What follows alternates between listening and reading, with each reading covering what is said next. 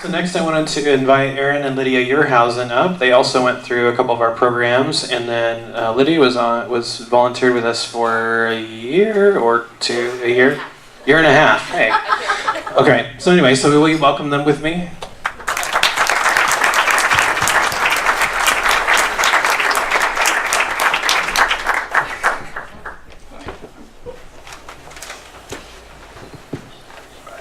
Thanks for being here, guys. Yeah. So how did you get connected with MVF?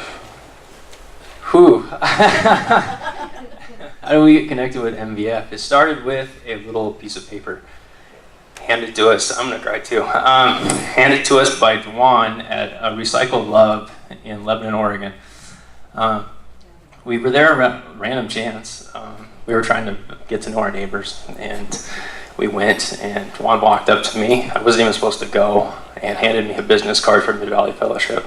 And that business card sat next to our bed for probably a month and a half on the floor, picked up by Lydia, when she vacuumed and cleaned everything. And ultimately, you know, that piece of paper led me to contact Dwan when our first, well, when we needed it, when God said it was time to take a step and really start addressing some of the issues.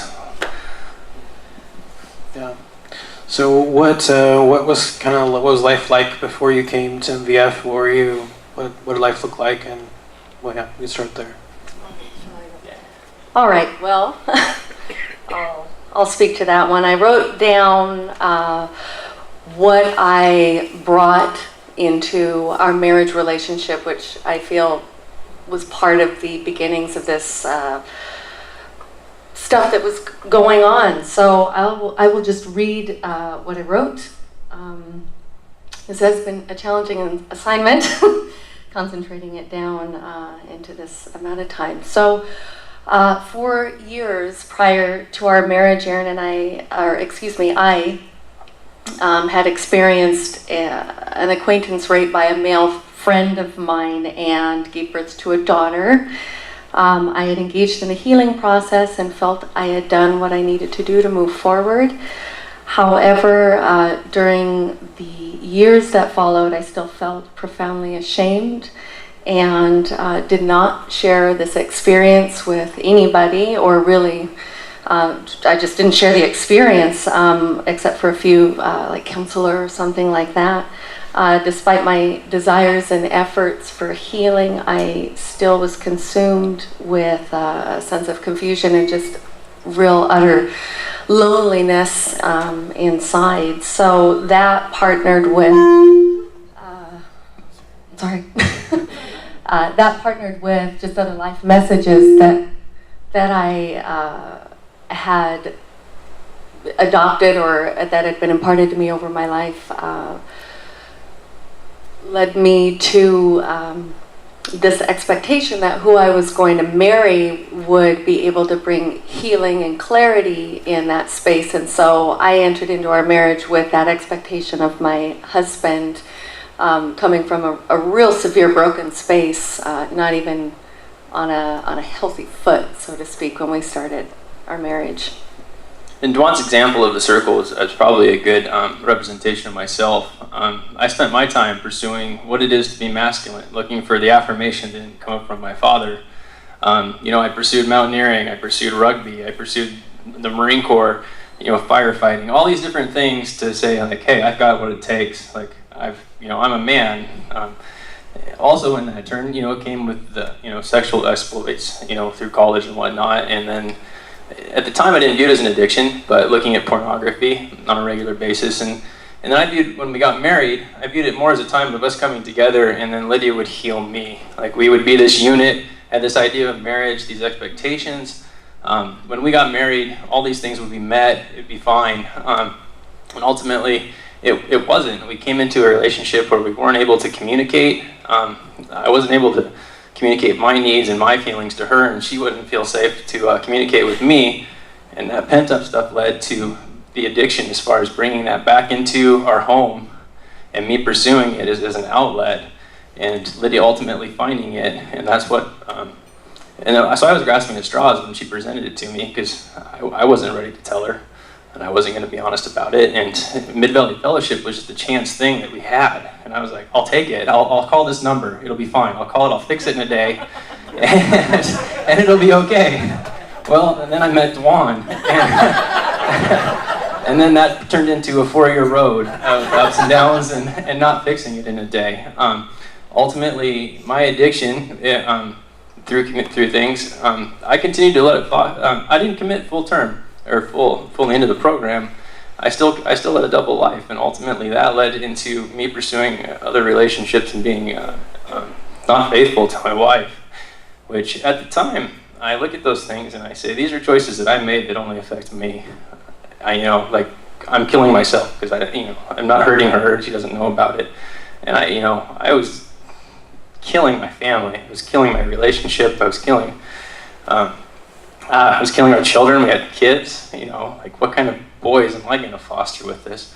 And through the program, it was actually, I'll just back up a little bit, which ultimately led to us splitting up once. And I had a time to stay with a couple in Albany while I went through paramedic stuff and kind of we got back together. But I still, pornography had a deep root. I still kept bringing it into our house. And then ultimately that led to another confrontation where we separated for 2.5 years. I moved to Central Oregon, left my family, and I left them here in the Valley, Lydia Stadium, Halsey. So when we did first start the program, I obviously I felt devastated, and so I had that degree of acknowledgement of what I was feeling.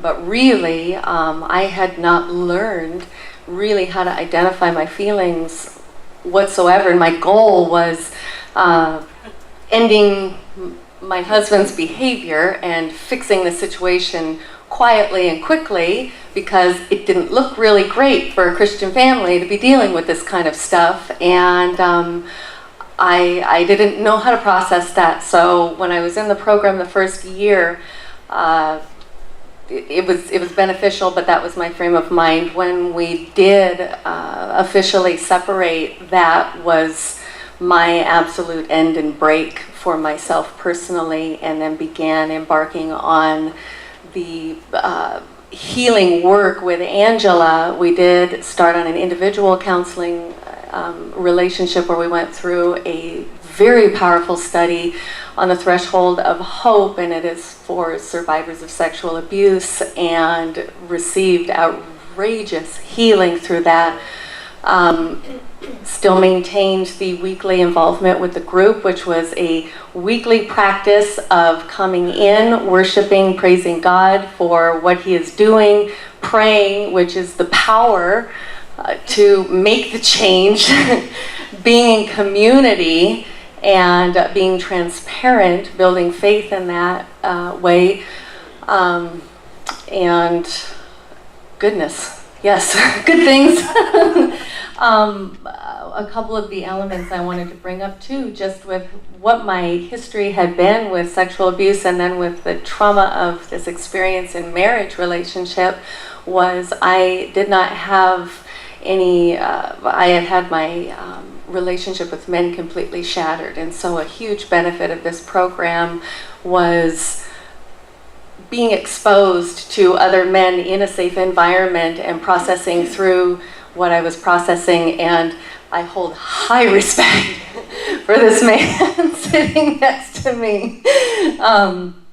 Yeah. You weren't really positive at the beginning about... I was not. I'm a super generally nice person, and I'm pretty sure I've yelled at you. You're not alone.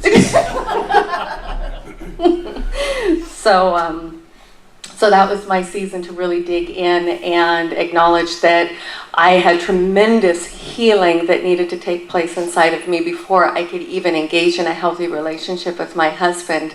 And the encouraging aspect of that being that health encourages health. And so in that way, it was really hopeful to be pursuing something that had the possibility, the strongest and only possibility, to regain a healthy marriage relationship with this guy. Go ahead. Okay. I was going to say, so how did that happen? Because obviously not still separated, right? So what happened? Yeah, so I mean, we don't have enough time. What happened? So, yeah, we have an extra hour. I can honestly say that Mid-Valley Fellowship was a place that you came into as a man, it's an amazing spot. You can be honest, and these other men, it's the brotherhood, the Marine Corps, the firefighting. It's everything, that guys we want. We want this brotherhood. It's an honest place, and people that hold you accountable. I did leave Mid-Valley Fellowship ultimately in the end. I completed 2 years of it. I did leave a little angry because I felt a little angry. I felt like I put work in. I'm a task-oriented person. I do the work. I want results. I want reward. I put all this work in, God. Like, why isn't my marriage better? Why can't I beat this? Why can't I get this monkey off my back?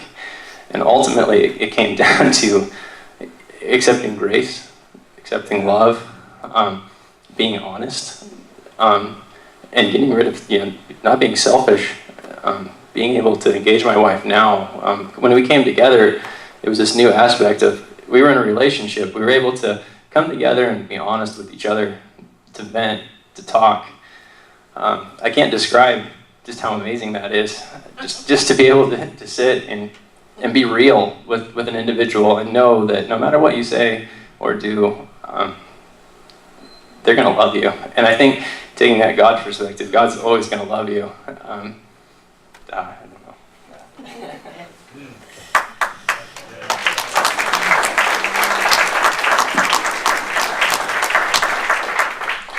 So everything is perfect now, right? Is that kind of... We're practicing being honest and talking about transparency. So kind of tell us just briefly where you're at now, or if there's anything else you wanted to include before we move on. Well, I would say the significant difference of today in our married relationship is that we do take the elements of the group atmosphere that were learned on a weekly basis of just that practice of health and apply it, of acknowledging feelings and listening, meeting one another in those spaces. It is not, please, it's not always perfect on that. I mean, I've reacted, and I'll let you speak for yourself, but we try, and we know the alternative very, very clearly. So there's a strong motivation and really a joy in moving forward because we have experienced healing and transformation. And one of the pieces that I really am excited to experience, because this was something that I just desired so deeply way back in the beginning, and just not having the tools at that time to activate it, but talking in that fashion with one another that only for a while I experienced within the group atmosphere, but now getting to experience that in our marriage relationship, and that just is tremendous. That's miraculous to me personally. It's taking that sense of community, actively pursuing health, actively pursuing friendships and relationships, staying away from isolation. It's been huge. I mean, we're not perfect by any means. We have trouble finding a church, and when we go, we don't always talk to everybody. But it's that thing. We're going and we're meeting our neighbors. We're finding people that we can be honest with, that we can tell our story to, that we can share with. We're engaging. So a lot of it is just building, and building together. So. Well, guys, definitely thanks for being here, and it's a privilege to get to walk with you on some of it, and to also see God just move and do things that we couldn't possibly do. And so, so yeah, it's awesome to have you here. So thanks.